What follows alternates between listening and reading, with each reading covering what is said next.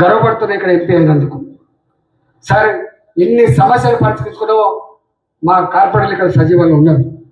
నాకు బాగా నచ్చిన ఏంటంటే మా శ్రీవాణి సర్వనగర్ కార్పొరేటర్ ఉన్నారు కదా, ఉన్నారా?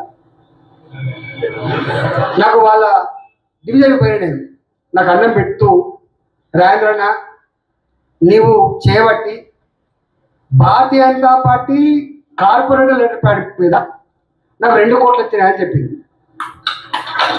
అంటే నా 3.5 సంవత్సరాల కాలం.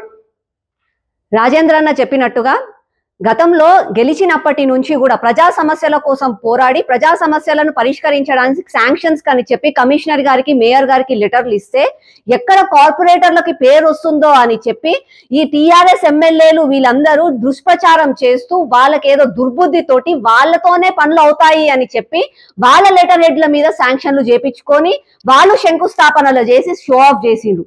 రాజేంద్రన్న ఎంపీ అయిన తర్వాత తను ఇంటర్వ్యూన్ అయ్యి ప్రజా సమస్యల కోసం పోరాడేది కార్పొరేటర్లు, పొద్దున లేసి ప్రజలలో ఉండేది కార్పొరేటర్లు, వాళ్ళకి మీరు ఫండ్స్ ఇవ్వాలి అని చెప్పంగానే మాకు ఫండ్స్ రావడం జరిగింది.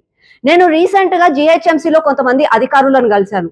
వాళ్ళు చెప్పిన విషయం చెప్తున్నాను నేను, ఇది నా వర్షన్ కాదు. వాళ్ళు అన్నారు, మీ ఎంపీ రాజేంద్ర గారు వచ్చి మాకు పర్సనల్ గా మొత్తం 150 మంది కార్పొరేటర్లు పొద్దున లేసి ప్రజా సమస్యలు తెలుసు, వాళ్ళకి ఎమ్మెల్యేల కంటే ఎక్కువగా పనిచేసేది వాళ్ళు స్థానికంగా, కాబట్టి వాళ్ళకి మీరు ఇంపార్టెన్స్ ఇవ్వాలి, వాళ్ళ లెటర్ హెడ్ల మీద శాంక్షన్స్ మీరు ఇవ్వాలి అని చెప్పిండ్రు అని చెప్పి నాకు చాలా సంతోషం వేసింది. రాజేంద్ర అన్న గారు హైదరాబాద్ ప్రజల కోసం, మా కార్పొరేటర్ల కోసం ఎంత ఆలోచిస్తున్నారు అని చెప్పి.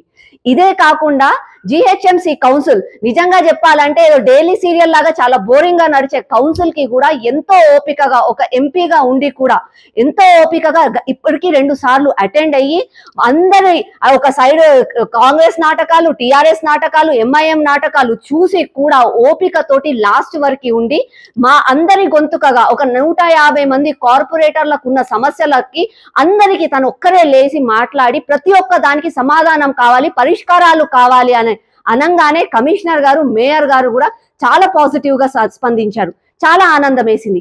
ఇదే కాక జలమండలికి మా బీజేపీ కార్పొరేటర్లు అందరినీ తీసుకొని జలమండలి సరిగ్గా పని చేయట్లేదు, వాళ్ళు సరిగ్గా నిర్వహించట్లేదు, మంచినీటి సౌకర్యాలు లేవు, సరిగ్గా మురుగునీరు ఎక్కడ పడితే అక్కడ పొంగుతుంది, నిజంగా కూడా మంచినీటి కనెక్షన్లు కూడా లేవు చాలా ఏరియాలల్లో అని చెప్పి చెప్పాలంటే రాజేంద్ర అన్న గారికి ఈ సమస్య అనవసరం, ఒక కార్పొరేటర్లుగా మేం పోతే చాలు, కనైనా మీతో పాటు నేనున్నాను అని చెప్పి రాజేంద్రన్న జలమండలికి వచ్చి అశోక్ రెడ్డి గారితో మాట్లాడి 2 గంటలు వాళ్ళు చెప్పిన సుత్తంతా ఇని ఓపికతోటి పరిష్కారం జరగాల్సిందే అని చెప్పి కార్పొరేటర్ల వెంబడి మీరు ఉండాల్సిందే అని చెప్పి వాళ్ళకి ఆ రోజు హెచ్చరించి రావడం జరిగింది.